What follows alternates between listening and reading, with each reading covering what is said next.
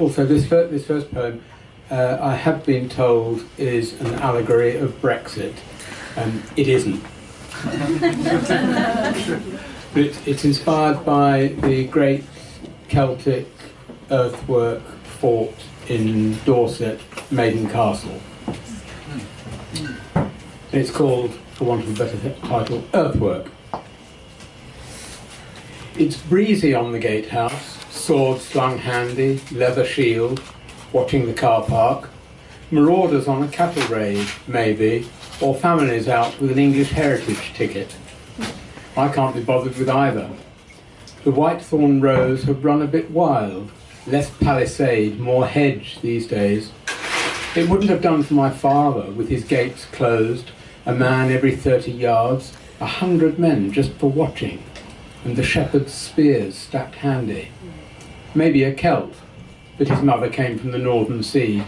We're all mixed. 2 of my captains were slaves from the south, where it's hot, they say, where the oil comes from and the best blades. My eldest goes with a centurion. He's Roman. At least, he's from Artazat, and where the fuck is that? He's never been to Rome.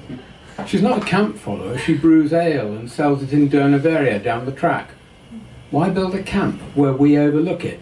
But the Romans know their business, and he's an honourable man. The children will be Roman. Probably they'll open a bar in Aquasulis, or perhaps a tea shop, lace tablecloths and free Wi-Fi. Easier than guarding a fort.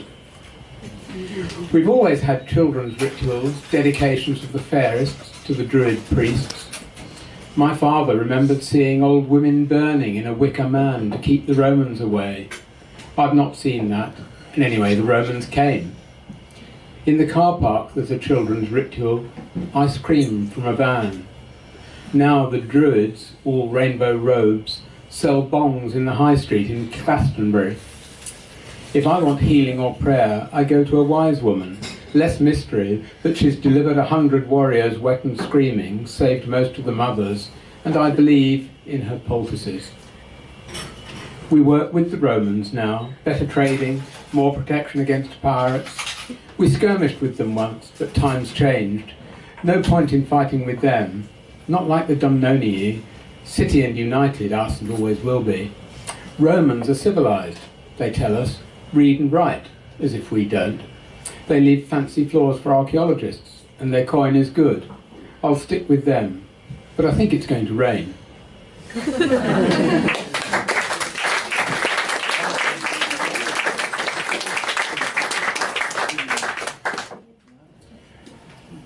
This next poem, also about identities, is called, for reasons which I hope you'll work out, George Washington's Axe in Portland, Oregon.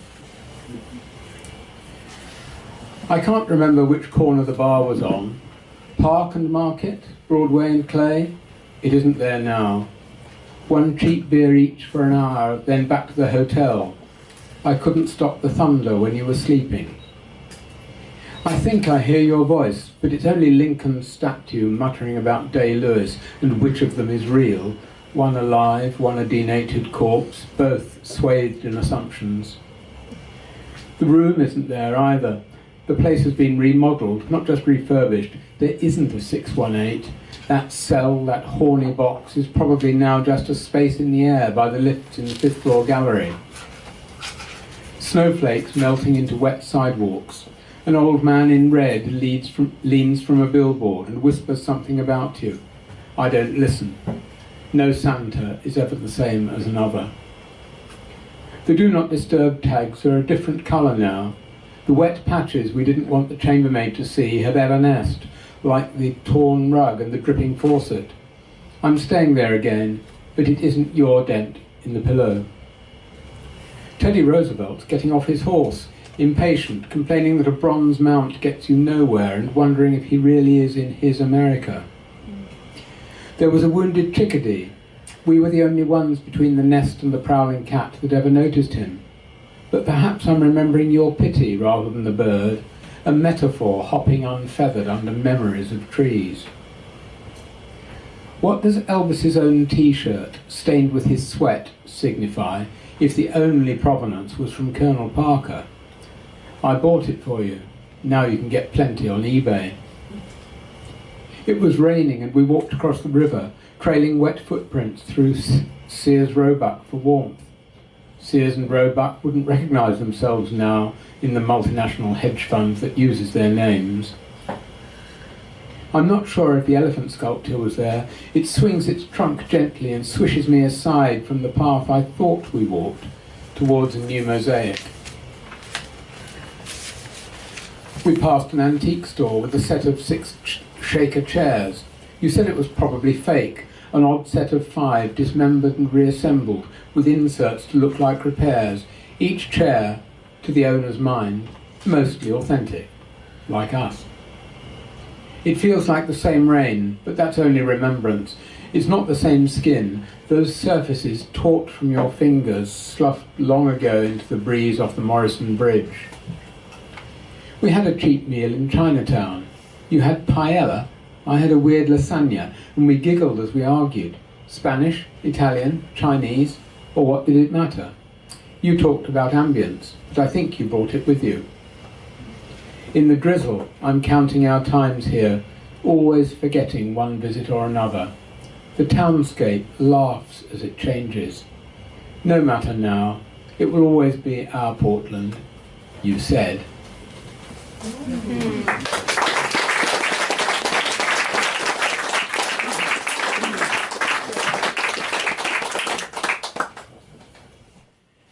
And now come to Identifications, which was the winning poem, and I'd really like to thank John and Asperick for their total aberration in judgment, but I'll take the money and run.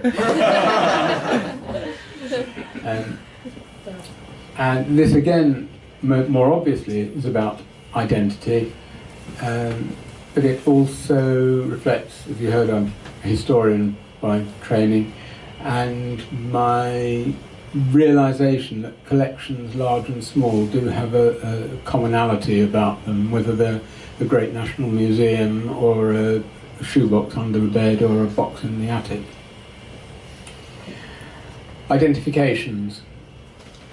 This shoebox is its own museum, enclosing the same variety of odds and ends, artefacts, significances. The statue is from the Pacific, the notice says, beside the remembered stairs, just inside the lid. Ionic columns lead into a fold of tissue with a possibly Iron Age piece of pot from the garden. Inside someone's mother's prayer book, there's a cafe where the reading room used to be, but no books. The Rubens St. Christopher is the one Lucy was wearing when the train hit her. It isn't dented. He gave her a random stone picked up on Ben Bulbin the day she proposed. The stone became a ring. She kept the idea of it in her underwear drawer. The stone is a stone, somewhere. The idea died when she did, and no one knows who he was. I like small-town museums, not the ones with aggressive themes and interpretative graphics, but mere cabinets of curiosities. 5 broken clay pipes found when they dug a new drain at the post office. Some Victorian fans given by Miss Farr. Miss Farr? 3 album and prints of unknown men with side whiskers against a church wall, looking exactly like the church wall now, so there's no information except that 3 men look like that, and who they may have been is buried in the churchyard. There's a tag from a Roman shoelace, someone's assumed, but it's bent lead with fragments of fibres and nothing to say. That ship that sailed into the bottle, 60 miles inland, isn't a good one, and the bottle is clean, not even fingerprints. 9, yes 9 tiles from the old workhouse floor, salvaged when it was bulldozed for the new industrial estate, the derelict 60s one on the north side of town.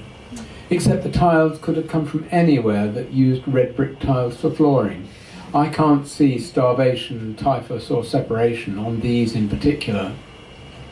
And there's a story not attached to that Bronze Age skull, which might have belonged to a warrior, or a potter, or a saint, or a thief, or a lover, who may have died violently, or not, near the play park by the chapel, The caption sets out meticulously what isn't known about him. There's no label on Lucy St. Christopher. She has no story.